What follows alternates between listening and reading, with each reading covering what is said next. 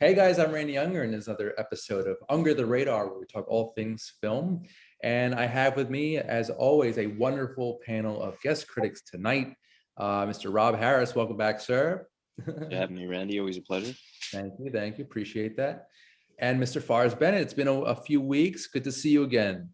Randy, Rob, good to see both of you again. Definitely.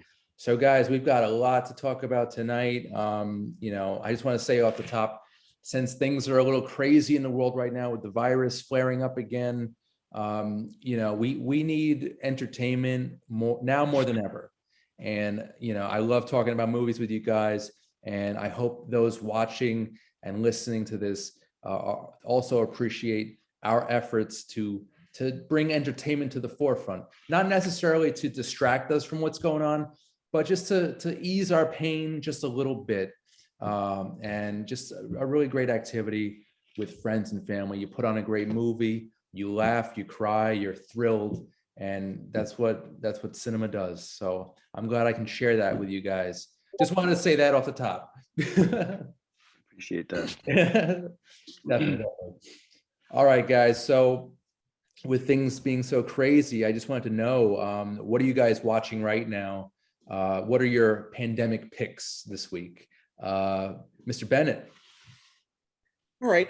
So I've just been mostly just been watching a lot of Christmas favorites, as well as I did recently see Spider-Man No Way Home twice, but that'll be for another show.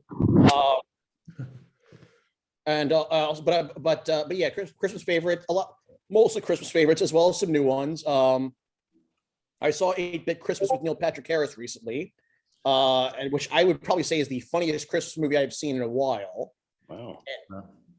And, and if you were Nintendo, and if you played Nintendo growing up, it'll definitely resonate with you. It's a movie that'll resonate with you. Good to know. I also tried showing my nephew some, because I was in California with my family. I tried showing my nephew some of my favorite Christmas movies, like Gremlins and Batman Returns. Gremlins, he kind of was and wasn't paying attention. Batman Returns, oh my god, boy, he thought it was too long and boring. Boring. Which I'm like, what? Okay, and just so you know, this kid has no problem sitting through Batman versus Superman or the Nolan movies. That's so weird. Yeah, Batman Returns is like a cartoon, which is amazing, and it really flows great, and the action is just so much fun. I was obsessed with that as a kid. I wore out. I know, same here. I know, but then I'm thinking maybe I have to put myself in his shoes. Like he's a 9-year-old in an age where comic book movies are very common, whereas when Batman Returns came out, they were kind of far and few between. Okay. So that's true. So even though comic book movies now are longer, even though Batman Returns was a relatively short movie, and comic book movies are longer, but they're bigger, louder, faster. Oh man, and so I'm trying to think the period between Batman '89 and Batman Returns, there were some crazy movies though, some comic book and science fiction movies. But I'm thinking more in terms of like the years between Batman Returns and like now with the MCU. Oh yeah.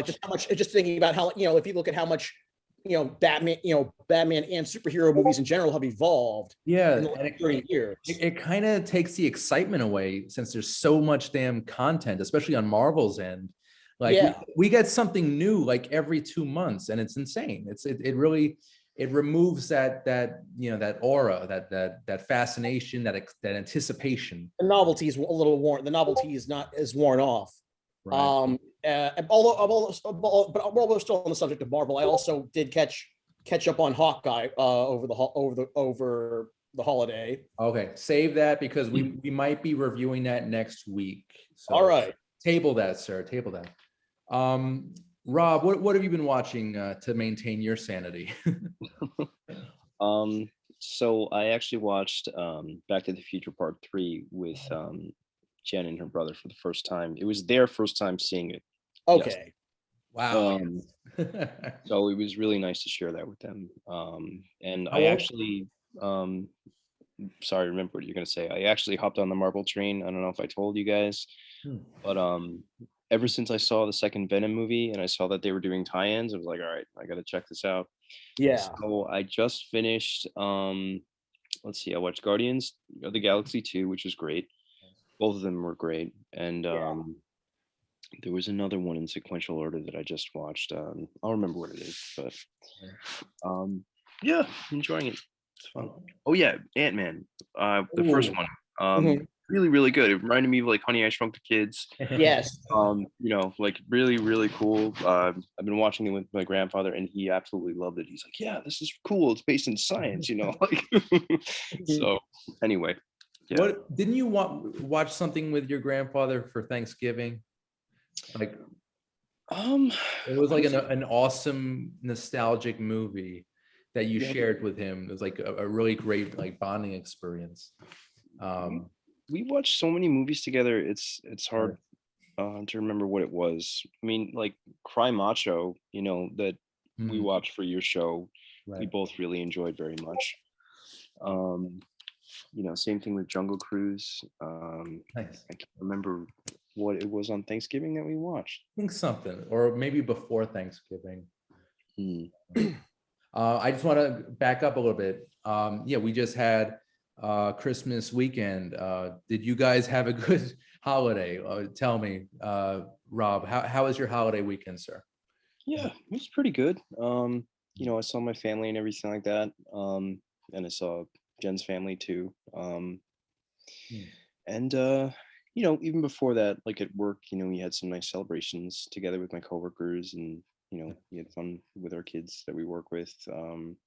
So yeah, it's just been nice to get some R&R and catch up with friends and family. So yeah, Sweet. how about you guys? Mine was good. I hung out with my mom. We watched episodes of Survivor online, and it was really nice. Caught up on some Matrix stuff for this show, and yeah, it was actually a really nice, relaxing weekend. Actually, I should mention I did watch the first three Matrix movies in preparation for. I did revisit the first three Matrix movies in preparation for tonight. So. And how was the rest of your holiday weekend, sir? It was okay. I mean, I was in California with family. Me and my parents, my sister and cousin and nephew. We just hung out, watched basketball and football. My nephew, we spoiled my nephew because my family doesn't like, among us adults, my family doesn't really exchange gifts. But so like my nephew, we spoiled him. I got him some, he's inherited my love of horror movies, so I got him some horror merch, including Friday the 13th and Ghostbusters t-shirts and a pair of Chucky socks. That's great. Although I did spoil myself for Christmas though. I was at a comic book shop in Carlsbad, and I found a few of these Kenner alien figures, mint in condition. Oh my God. 1993, right? 94? 92, 93. So Apone, submarine that was not even in the movie, but has ATAC. Yeah, and then also and then Bishop.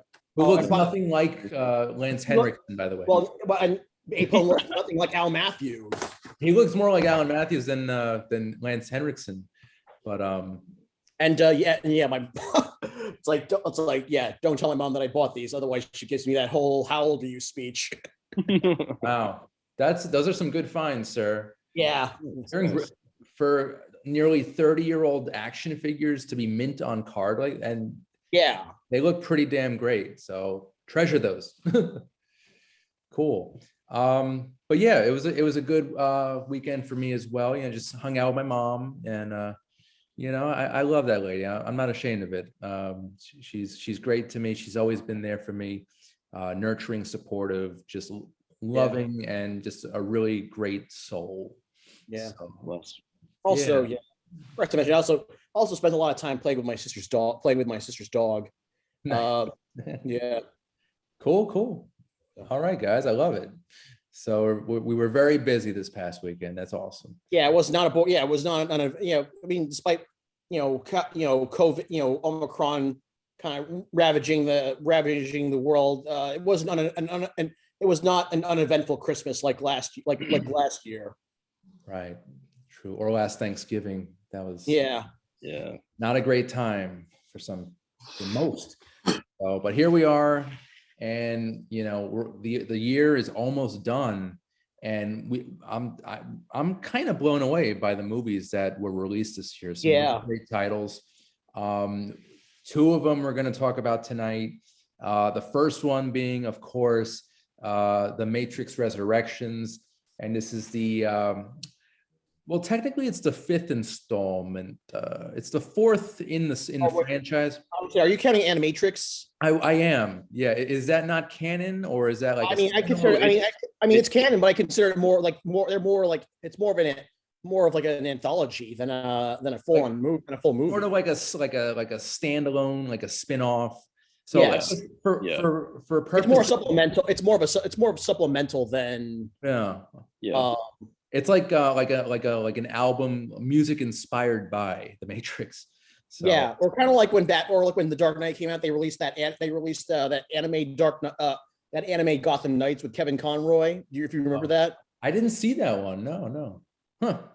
Like it was supposed to tie into supposed to be set between Batman Begins and The Dark Knight, but it wasn't like a full movie. It was more of like it was just an anthology of animated shorts. Yeah, I thought between movies. Very good. I liked it a lot. Yeah.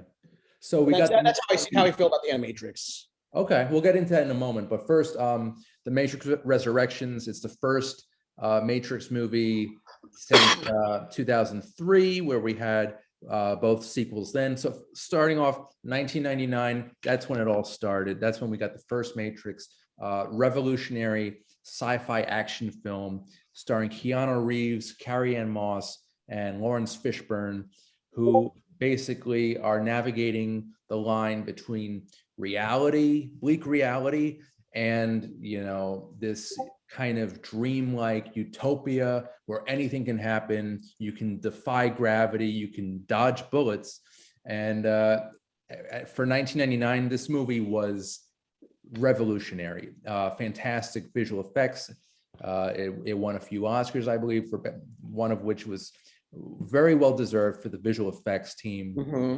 Mm-hmm. And it pulled in so many elements like comic book, like superheroes, anime, video games. I think it was inspired by comic books, by I think Japanese. Also, I know Ghost in the Shell. It's like a huge influence for The Matrix. Okay. Yes. And religion too. Religion and philosophy. Yeah, that too. It was Dave. Yeah. I love. Morpheus is very spiritual, very philosophical in the films, and it's just a great commentary on what is real, and what we want out of life, what we want from our dreams, and how our dreams can impact reality, vice versa. That was 1999. 2003, they came out with two sequels, creating the trilogy. I think that same year was also the Animatrix. And yes. So basically, we hadn't had any new Matrix content for 18 years. Here we are with The Matrix Resurrections. Is it necessary? I don't think so, but it is a fun movie. It's got that signature Wachowski brothers. Actually, it's just Lana Wachowski now. Yeah, just Lana's going on solo, and they're the Wachowski sisters. Right. Thank you. They just like to be known as the Wachowskis. Yes. And this film, it continues the story of Neo, aka Thomas Anderson, and basically he's living in I'm not going to say if it's real or not. He lives in San Francisco, where he basically lives a mundane existence. But now he's got a better job than he did in the first movie. Right. I think it's the same company too, right? Or no, because in the first one it was just a software company. This one he's working for a game developer. Okay. So he's not very happy, and then he starts to encounter Trinity, played by Carrie-Anne Moss, and he also He's encounters going by another name. Tiffany. Yes. And also Morpheus shows up and basically gives him the option of the red and blue pill. So Again. you know, it's a decent movie. It like most action movies nowadays, it's very long. It's almost 2.5 hours. I'm not surprised by that. I also wasn't surprised that by pretty much anything in the movie.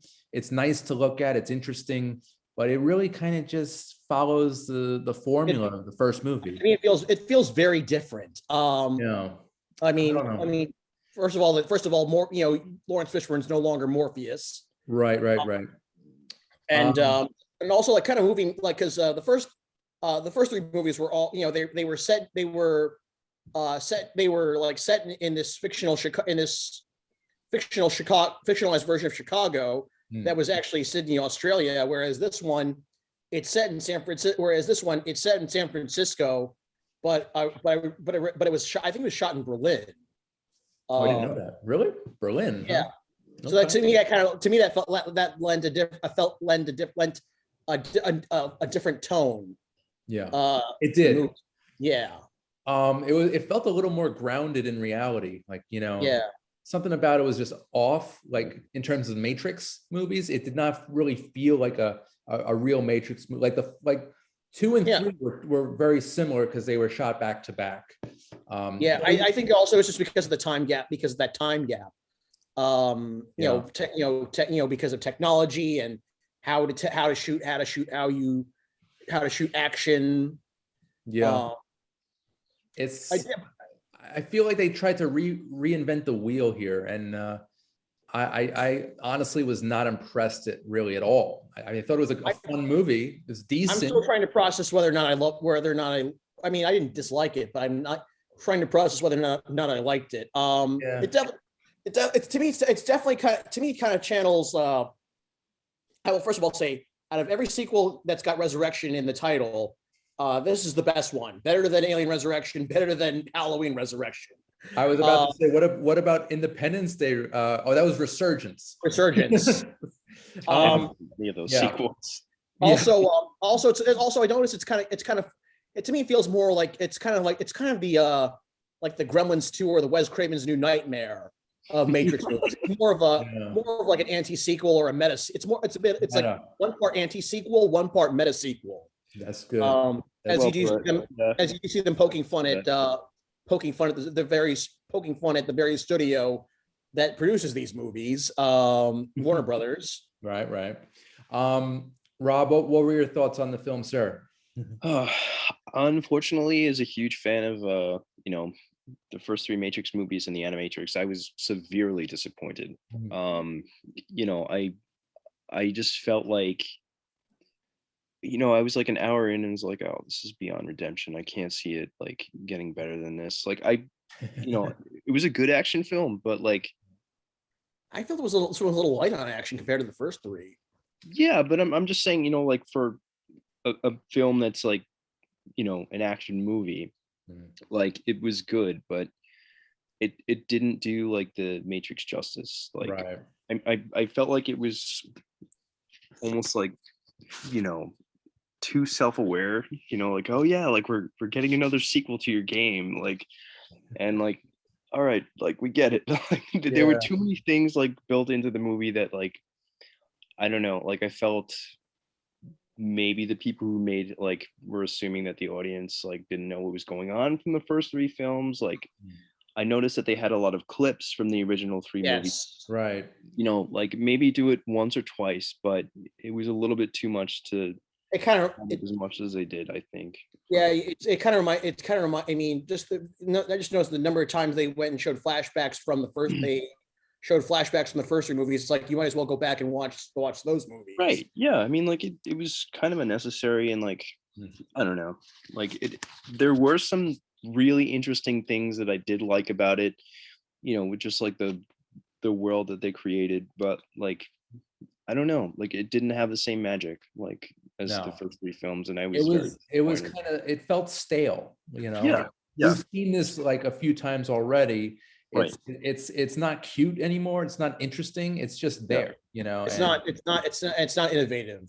right. Yeah, no, I Exactly. feel like they just like played it way too safe, you know, in making this film. And I don't know, it came back to I feel like, but I do feel like there is a self-awareness about how safe it is, because they do talk about in the movie, like, oh, we're only doing this because Warner Brothers wants us to do it. I know, like it just 15 like years later. come on, please, like put a little bit of heart, you know. Yeah. There was into like it, no you know? effort. It was I kind of know. just lame. You know, like And- even and- yeah, sorry. I mean, I do get the feeling though that the Wachowskis really didn't want to do another movie, and there was really they're only doing it because Warner was only doing it because Warner Brothers is just trying to mine the nostalgia well. Yeah, and they just they want a little more money because the first three made a ton of it. So, and you know what, for me just personally, doing so- it for the wrong reasons. Like it's such a good story, you know. Like anyway, what were you gonna say, Randy? no. So like I saw it last night after having seen the trilogy and Animatrix and Bound, the first directorial effort by the Wachowskis in 1996, which is a really interesting movie, by the way, if you guys haven't seen it. Oh, I've seen it, caught it a couple times. Yep. Okay. So yeah, Bound is an erotic crime thriller starring Jennifer Tilly and Gina Gershon. Basically, Gina Gershon, she lives and works in an apartment building, and Jennifer Tilly moves into the apartment next door to hers with her mafia boyfriend, played by Joe Pantoliano. And basically, Jennifer Tilly's character wants to leave the relationship. She starts to have a lesbian affair with Gina Gershon. All the while, you've got Joe Pantoliano, very, paranoid, neurotic, and also Jennifer Tilly and Gina Gershon conspire to steal $2 million from Joe Pantoliano's character and his mafia buddies. And it's a very sexy thriller. The violence is good, and it's a really good first effort by the Wachowskis. So I highly recommend it. Yes. Check that out.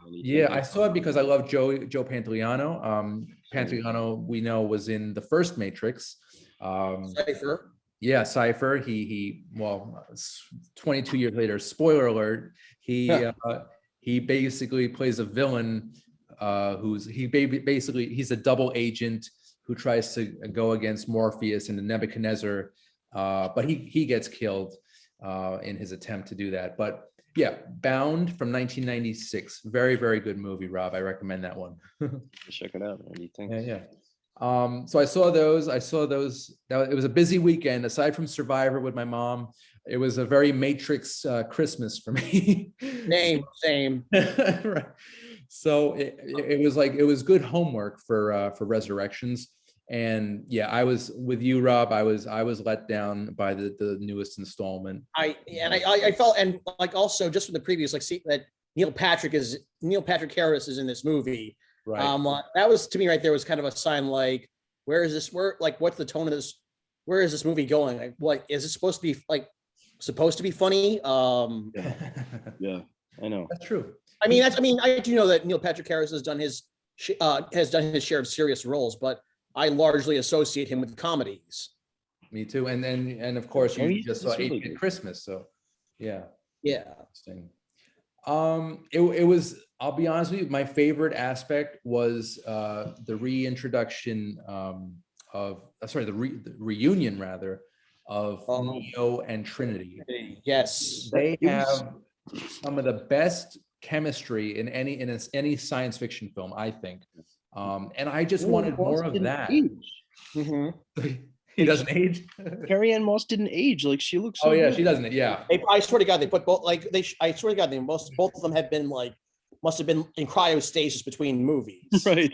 Well, I think if Keanu cut his hair and shaved, he would look exactly the way he did in 2003. Right. Yeah. And there were scenes where he had a shaved head. Yeah. The scenes where he's in the amniotic sac Yeah, and when he's Yeah. in the strip Yeah. too. Yeah. Yeah. So he looks. They're like vampires. I think they don't. They look fantastic. They're beautiful people, and I really wanted more of that relationship. That chemistry is just, it's like And eternal. I think they could have cut out a lot of filler and just focused on Neo and Trinity. Right, like just make it like a romantic Sci-fi drama. adventure. I wouldn't even need, you wouldn't even need action really. Just have the two of them throughout the movie. Maybe some light action, maybe getting chased by agents or something. But I don't know. It was that. And speaking of agents, I feel like Hugo Weaving's absence was felt too. Yeah, yeah. 'Cause he was such a great villain in the first movie. We needed him, and we needed Lawrence Fishburne back. Yeah. Severely missed. Yeah, that was a letdown for me. So yeah, it's hard. I mean, this is on my radar, but it's kind of like a head scratcher. Like, is this a good movie? Is it just fan service? Is it just Warner Brothers going by the numbers? I don't know. Is Lana Wachowski just giving everybody the finger? Like Neo did in the first movie. Exactly. I could give you the finger and you give me my phone call. Okay. Have you guys checked out the Wachowski's other films? I mean, I've seen bits and pieces. Okay, they didn't direct it, but they wrote it, but it was like, I guess there was a lot of changes that they weren't happy with. But Assassins with Sylvester Stallone and Antonio Banderas. That's a really good movie. That's Richard Donner, right? Yes, Richard Donner directed that one. Yeah, yeah. Actually, with Stallone, Banderas, and Julianne Moore. That's a great, yeah. It's a fun one. 1995, if I'm not mistaken. Right before Bound. A long time ago. Yeah. Yeah. That's a. And The Wachowskis were gonna. They wrote it, or they were gonna. They wrote the script, but they changed. But apparently, there were a lot of changes made, which they weren't happy about. So when Bound was made, they wanted full control. That's when they wanted full control. That would have been an amazing movie if they had control. Yes. If they'd done a control of Assassins or Assassins, yeah. I would have loved it. Yeah. It was basically like, yeah, that movie I could have totally seen bullet time in. And then I've only seen bits and pieces of Speed Racer. I've never watched the whole thing. Yeah, same here. I've never seen Speed Racer. I've seen Cloud Atlas, unfortunately. I have not seen that. Didn't they do Jupiter Ascending too? Yeah, that one I missed too. They did V for Vendetta. Oh, they produced it. They produced V for Vendetta. Oh, just okay. Which, you know, at the time I liked V for Vendetta when it came out, but then I read the comic book and I couldn't quite look at the movie the same way after I read it. A lot of people have said that. Yeah. Wow. But yeah, Cloud Atlas was a total letdown. It was a weird movie. It was like a science fiction action movie. Tom Hanks was in it, Halle Berry, and they had great chemistry too, but that was pretty much wasted from what I remember. Jupiter Ascending was kind of in the same vein, another sci-fi actioner. Yeah, Channing Tatum as a dog person, right? Yeah, I totally missed that one. I'm not a huge Tatum fan, but yeah. I mean, my opinion, Tatum, I don't like. I would say he's. I mean, I'm not a fan or huge fan, but I would say he's a serviceable actor. Yeah, he's fun. He's really funny. I love the 21 Jump Street. Yeah, the Jump Street movies. Hail Caesar. Yep. Oh, that's a good one too. Coen Brothers. Yep. And then Mila you got Mila Kunis, who is always a pleasure to watch. Of course, beautiful. All right. So, Rob, would you recommend Matrix Resurrections? I would say no. Wow. You know, like, you know, I'd say if you're a Matrix fan, do not get your hopes up. But you know, it's entertaining, but I would not recommend it. It honestly, it pains me to say that. Like, I know, right? I would say if you're a Matrix or Wachowski or Keanu Reeves completist, see it. Yeah. I think if they just named, if this wasn't a Matrix movie, it would have worked, because this could have been a pretty cool action movie. But the fact that it has the Matrix attached to it, there's just like this Yeah. high level of expectation. Right. That, Trying to adhere to that formula, just kind of like shot themselves in the foot, I think. yeah, it was just unnecessary. Like they should have just kept it as a standalone trilogy and just let it, live. Let it live there in 2003. Don't Yeah. kind of just drudge up old stuff. I thought it's pretty pointless. Also, having said that, I thought the visuals were really great, and I love seeing Reeves and Carrie-Anne Moss back on the screen. So for that reason alone, for just their chemistry, I say see it. Forrest, Yeah. what do you think? Again, I'm gonna say right now, like definitely, I would say it's definitely more of a movie that I would recommend to hardcore fans. Yeah. To casual viewers, I don't know. I feel like it could go either way. Yeah. But like to Rob's point that they show like Sony, because they show Sony clips in the first three movies, it does seem pretty pointless to go to watch this movie. Right. Um, It's unnecessary. It really is. Yeah. It's especially really, especially when it's missing. I mean, even though you've got Keanu and Keanu Reeves and Carrie-Anne Moss back, right. but a lot of the key supporting players like like Lawrence Fishburne and Hugo Weaving aren't back, I know. and their presence is very, and the loss of their presence is felt. I would have loved to. Yeah, I haven't really seen Weaving in anything notable since. I mean, I know he's been, He was Red Skull. He was Red right. Skull he's Red Skull in the MCU. But he's got that heavy red makeup. It's hard to. He's got a very expressive face. It's kind of like what they did with Willem Dafoe in Spider-Man, the first Spider-Man. But that was just like, that was a helmet. That was a mask. This was heavy makeup. I loved, like, I rewatched the trilogy, like I just said. Weaving is fantastic. He's a great villain. He's like a born villain, this actor. What you said about like his facial expressions, Randy, like I started watching the second film today. Like, I didn't have time to finish it in time for the show, but he has the glasses on, but you can still see like his expressions coming through so well. His vocal quality is so commanding. Yeah. So like, yeah, he's like an integral part of the trilogy for sure. Definitely. Now let me see real quick. Hugo. Oh yeah, I would say maybe I would say, I'll put it this way. See it in theaters if you're a Matrix diehard. See it on HBO Max if you're just a casual viewer.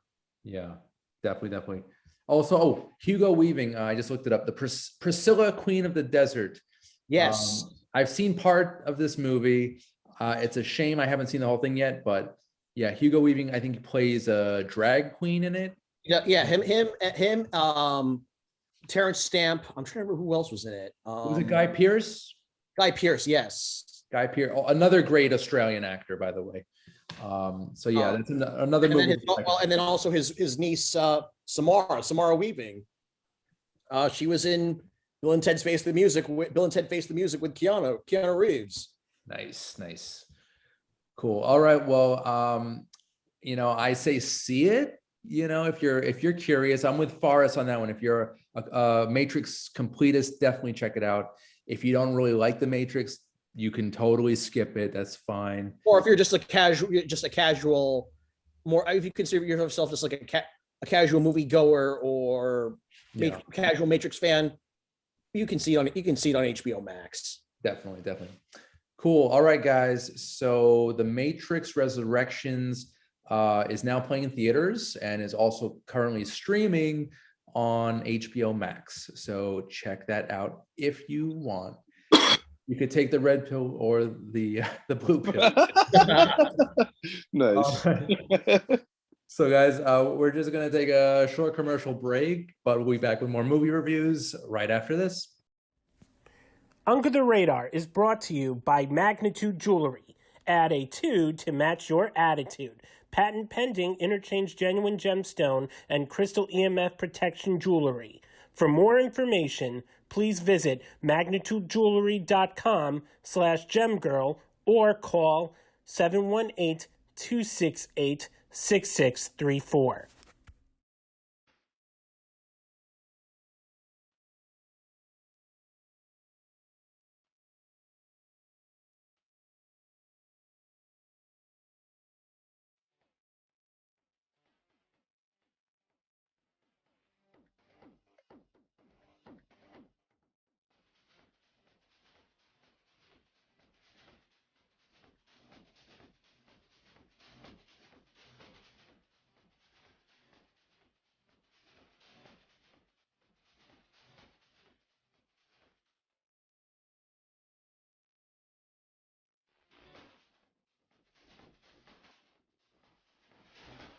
Hey guys, welcome back to the show. Randy Younger, Under the Radar. And we got through that, guys. The Matrix Resurrections, quality film, but not great. Next up, we've got another action film, action thriller, I guess you'd call it. It's called Zeros and Ones, and this is a very interesting situation. So we've got Abel Ferrara, who shot this film in the height of the pandemic. So basically, that element is brought into the story. You know, the characters have masks. There's, you know, some social distancing, and you can feel the tension in the air during the production. Ethan Hawke plays a soldier who has a twin brother who is in some trouble. There's basically this terrorist plot in Rome, and Ethan Hawke's character is basically trying to stop it and find his brother. It's a weird film. It's dark. It's gritty. It's shot in kind of a documentary style. And I respect the choices that Abel Ferrara made here. I really respect the fact that he, you know, filmed this at the height of the pandemic, I believe. So for that, it is a quality film. Having said that, though, the story is a bit by the numbers. It doesn't really go anywhere, or you're not very interested in it. And yeah, Rob, I know it's fresh in your mind. What did you think of the film? Yeah, I just watched it this afternoon. So yes, as you said, the story was very cryptic. You know, like it was kind of hard to understand. You know, like a lot of the plot lines. Right. I will say though that some of the imagery that was shown throughout the film was interesting and thought-provoking and very different. You know, which I did appreciate. But as you said, you felt like it was shot documentary style. You could see that it looks like it's a digital camera that was used, which did give it like a nice gritty quality. But just personally, one thing that did bother me, you know, was there were some scenes when, you know, the editor or director chose to extend what was being shown a little bit more, and they slowed down the clip that they got, and it on, you know, digital film, like it was just a little bit too choppy for me, and it kind of took me out of it a little bit. Yeah. But the monologue at the end by Ethan Hawke, you know, was like saving grace for the film. I felt, you know, it kind of like made me see it in a different light. You know, and it was nice to see Ethan Hawke's reflection, like before and after the film. Like, you know, he talks a little bit about it and what he felt, you know, it meant to him and everything like that. And I did like that very much, and it enriched it for me. You never see that. You never see the lead actor or anybody from the production introduce the movie and conclude the movie, kind of like bookends, like the before and after, before they've shot it and after the film wrapped. You never see that. That was a pretty cool element, something you never see. Yeah, no, I did like that too, very much. That's good. That's good. Forrest, I know you saw this a while back. Yeah. Before we had that little embargo, before the studio put a little embargo on the reviews. Yes. So it's been fermenting in your mind, right? Yeah. For me, okay. So I mean, I consider myself an Abel Ferrara fan. I think he's one of the quintessential New York filmmakers. Like I think like he doesn't like you rarely ever hear his name mentioned in the same breath as, you know, Spike Lee and Martin Scorsese or Darren Aronofsky or Woody Allen, but I think he's definitely like when you think of like when you watch like where it's like he's one of those filmmakers who, you know, I know he lives in Italy now, but back in the 80s and 90s, all of his, he was a filmmaker who was based in New York City, shot most of his movies in New York City. New York City was basically a character in his own movies, much like those other directors. And so, but a lot of those movies, you know, those were like are like were like 30, 20, 30 years ago, Yeah. 40 years ago. I don't know. I just felt like, I just really felt like this one. I mean, I do applaud the effort to try to do that he did what he could with given the restrictions with COVID. Yeah. Especially in Italy, especially over in Europe where they have a lot tighter restrictions than America on.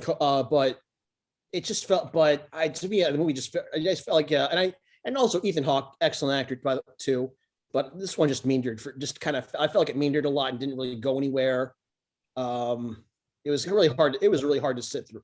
Really hard to get. It was really hard to get. It didn't really gauge my interest. It was hard to hold my interest. Yeah, I'm in the same boat with you, Forrest. And you've got two really big names here. You've got Abel Ferrara and Ethan Hawke collaborating, two just great creative minds. And this is, I mean, I get it. I'm going to give them a pass because of the pandemic. But if this was not during the pandemic, then this movie would be a bomb. Yes, and critically anyway.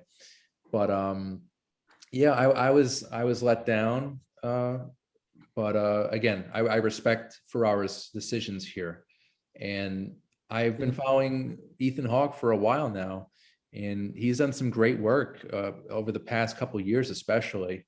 I think, what was it called? First Reformed, I think it was called, where he plays a priest. Anyway, fantastic actor, Oscar-nominated actor. Actually, I think the first thing he was in was Explorers in 1985. Yes, River Phoenix. Yeah, directed by Joe Dante. Rob, if you haven't seen it. I did not see. I didn't see that movie until just a few years ago, and I was like, wow. I mean, I don't think it's. I mean, for me, it's one of Joe Dante's weaker movies, just because of the ending. But Right. still, like the fact that this was a film debut for both him and River Phoenix. Yeah, That's like true. And much can be said about Zeros and Ones. The ending is a letdown too. So, I mean, this is a tough one. If you're not into Ethan Hawke's filmography, if you're not into Abel Ferrara, then I would say skip this one. But for me, like, honestly, I would say, I would not have known this was an Abel Ferrara movie unless you told me it was. It just doesn't feel like him. I know. But then again, I'm used to seeing him. But then again, I'm used to seeing Abel. With the exception of his Body Snatchers remake, I'm used to seeing Abel Ferrara capturing, like, life on the mean, dirty streets of New York. Yeah. And this movie makes me want to rewatch those for sure. yeah. So, New York again. yeah. I say, if you're curious about a movie made during the pandemic, check it out. Otherwise, I would say skip it. I would say for anybody who's trying to figure out how to make a movie during a pandemic, watch it. Yeah. And anyone, figure out how to make a movie with COVID restrictions. Yeah, or on a budget, because this movie does not look expensive at all. But other than that, I would say other than that, I would say anybody else should just pass on it. Rob, see it or skip it? I'd say skip it. Yeah. Okay. All right, then it's unanimous. Skip it. But I say see it if you're curious. That's it. All right. Or a fan of Ferrara or Hawke. Yes. All right, guys. So we are down to our last review of the evening. And Rob, unfortunately, you did not get to see this one. I hope you get to see it in the near future because it really is special. Yes. It's the newest Paul Thomas Anderson romantic dramedy rather. It's called Licorice Pizza. And it's an interesting title, obviously. Name of a record store chain in LA. Yeah. Nice. It's also a very well-made film. It's well acted. And this might be one of my favorites of the year, or at least an honorable mention. Basically, it's a simple story. It takes place in California in the 1970s, focuses on a young man, a 15-year-old actor, played by, what is his name? Cooper Hoffman, who basically meets and falls in love with a fellow young person. She's a little bit older than him. He's 15, she's 25, and she is played by Alana Haim. Haim. Excuse me. And In her acting debut. yeah, any relation to Corey, Forrest? No, but she and her sisters are in a band. She and her sisters are in a band. Oh, cool. And they're all in the movie too, actually, and her parents. Yes, they are, along with their dad. Yeah. So basically, it's about these two young people and the obstacles that are coming their way. We have okay. Gary Valentine is the young actor, who's basically up and coming. He's a businessman. He's a bit of a hustler. He's got some. I'm sorry. I recall he was an established child actor at the start of the movie. Right. He's 15 and he's already been in a lot of things, a lot of productions. And he meets Alana Kane, and basically it's love at first sight on his end. She's a little hesitant, but given the age gap. Yeah, no spoilers or anything, but it's a very interesting love story. We've also got a very, very good supporting cast led by Sean Penn, Tom Waits, Bradley Cooper, and also Benny Safdie.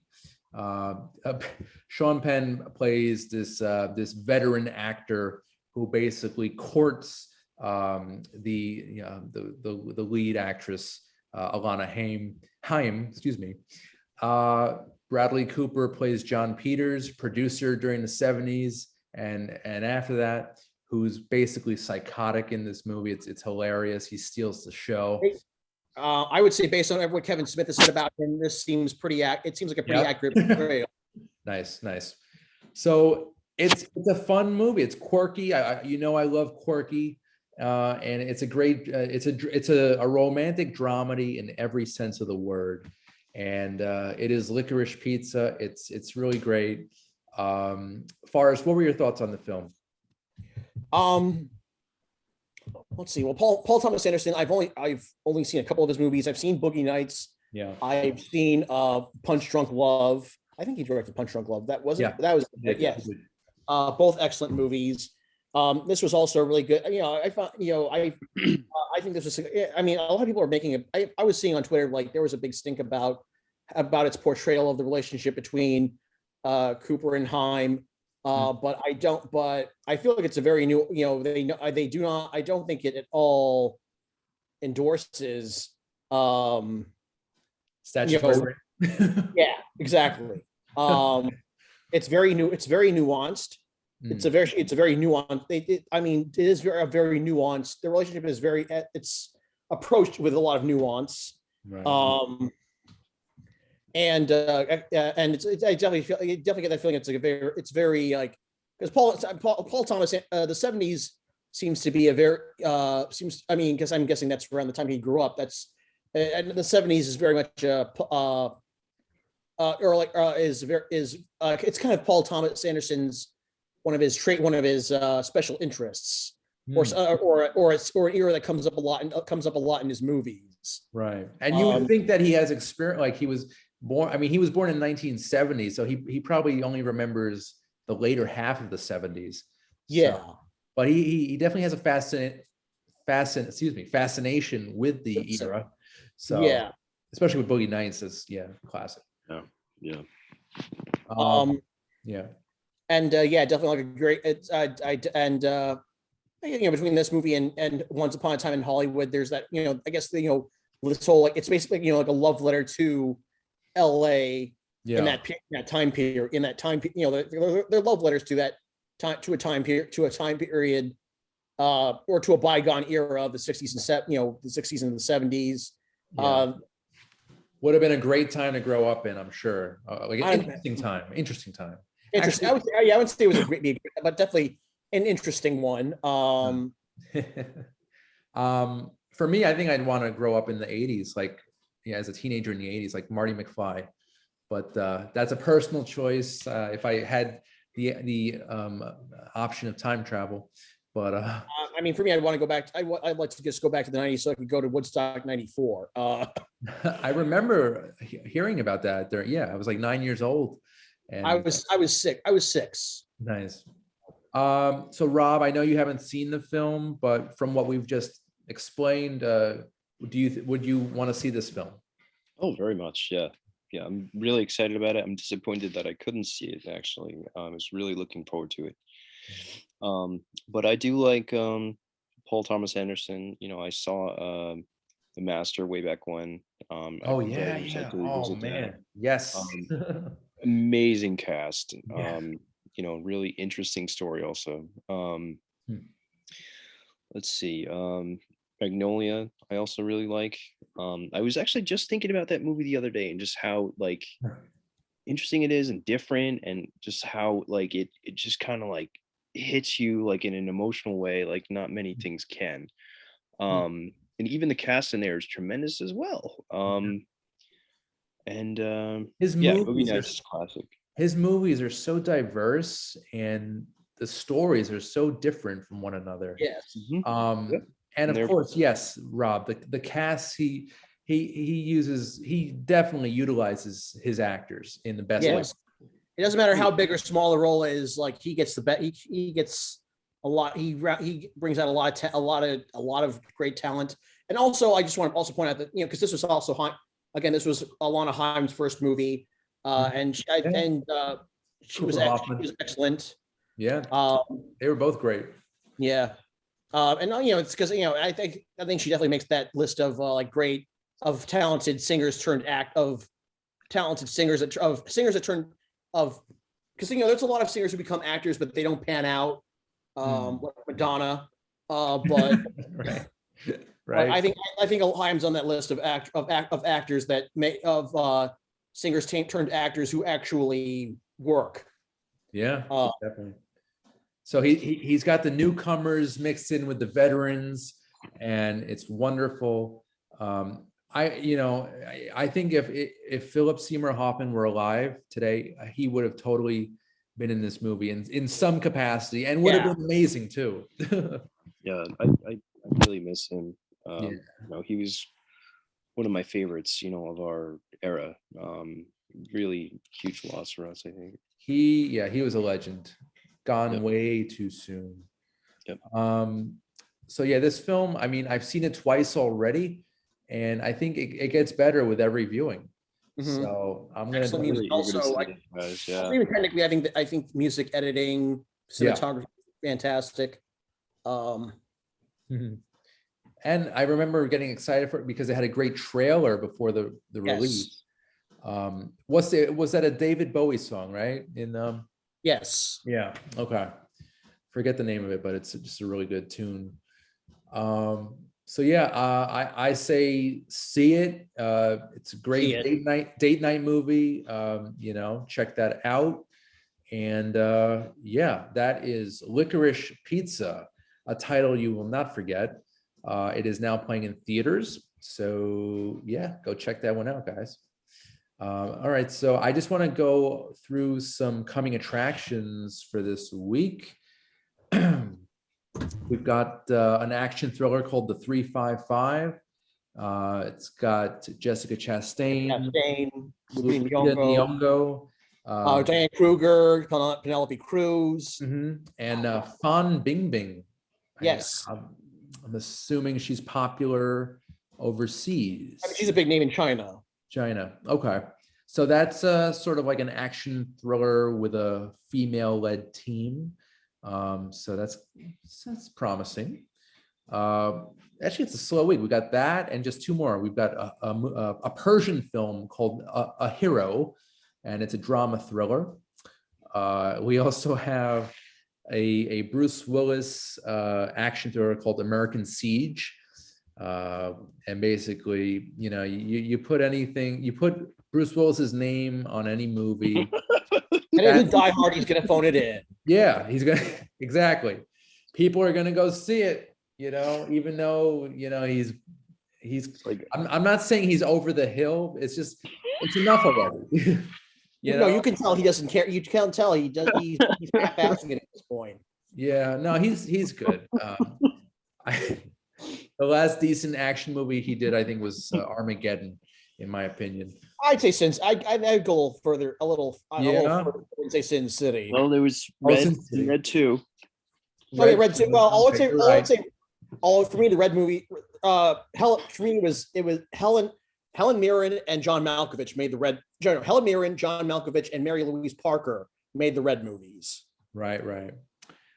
He also did a movie in, I think it was 2005 or 6, called 16 Blocks, where Richard Donner's last film. yeah, yeah. And I was so excited for that because they shot it, or it was supposed to take place in New York City.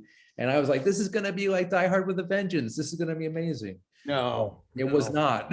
So I was totally let down by that. But you know, I like Bruce Willis as much as the next guy. But you know, Just actually finished Bonfire of Vanities tonight. I had never seen it before. I don't know if you guys have seen it. I've seen No. part of it. Yeah, yeah. Yeah, I mean, it was just Odd.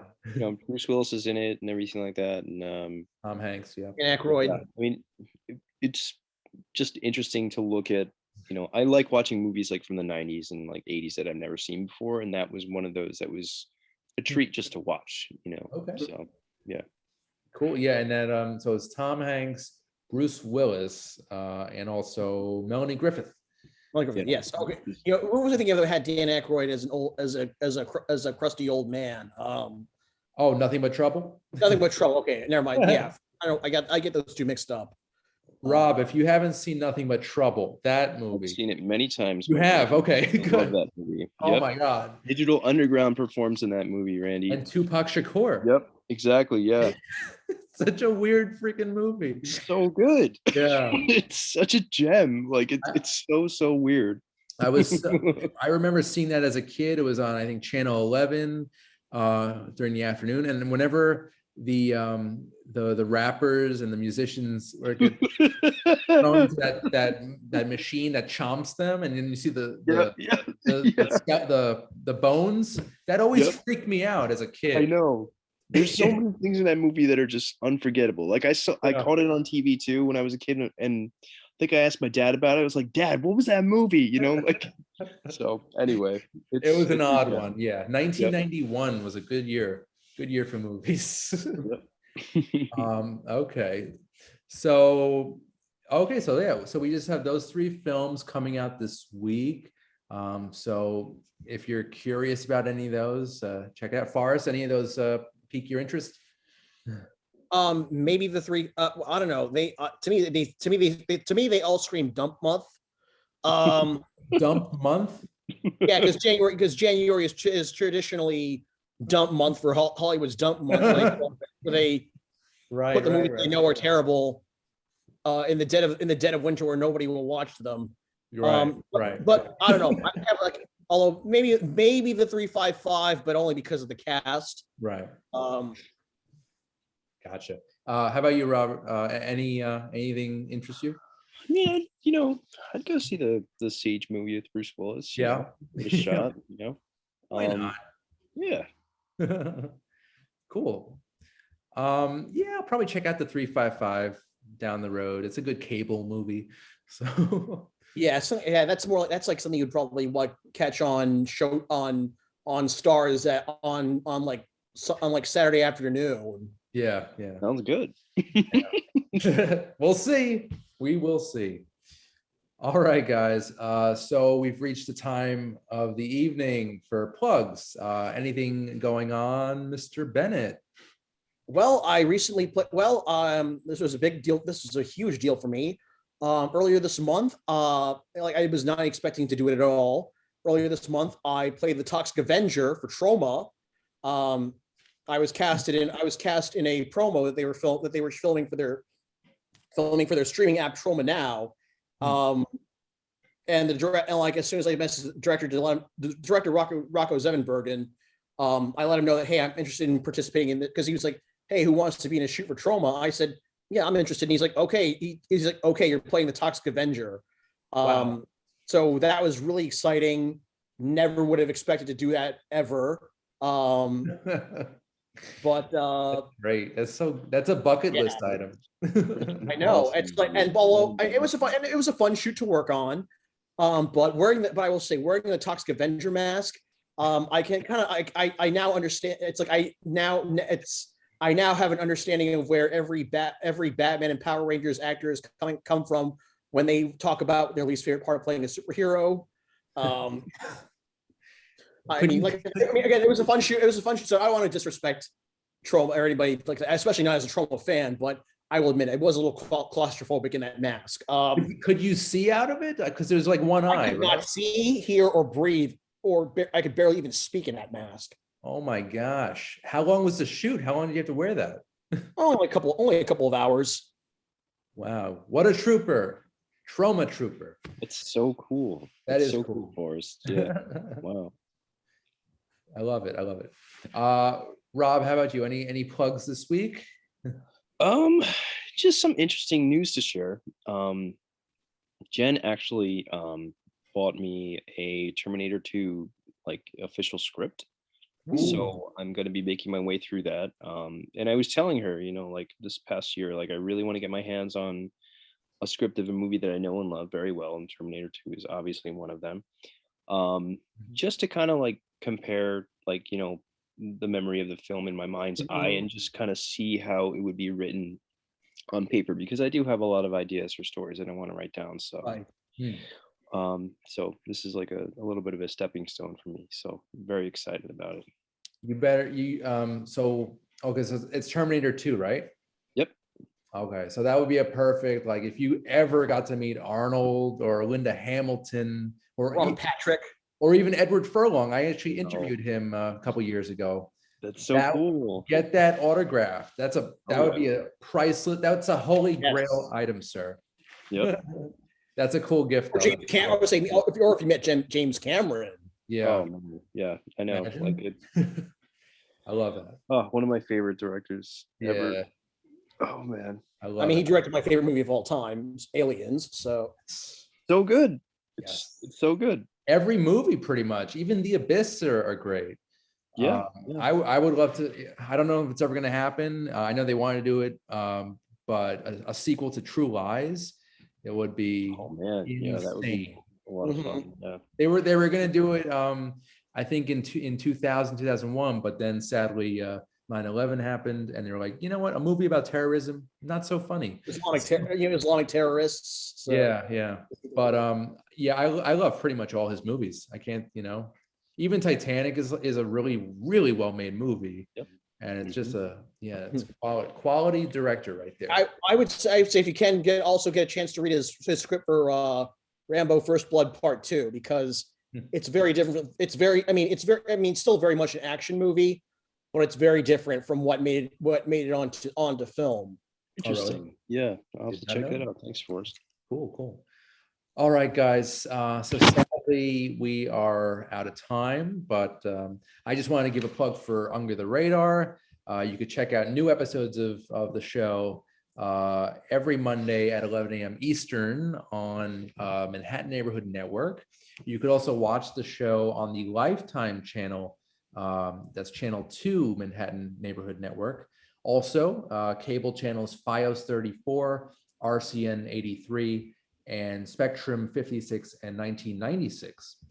So guys, Rob, Forrest, thank you so much. This was great as always. Always a lot of fun talking with you fine gentlemen. And see you guys again real soon. Forrest, I think I might see you next week.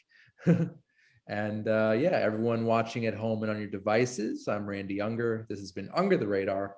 We'll see you next time. Take care.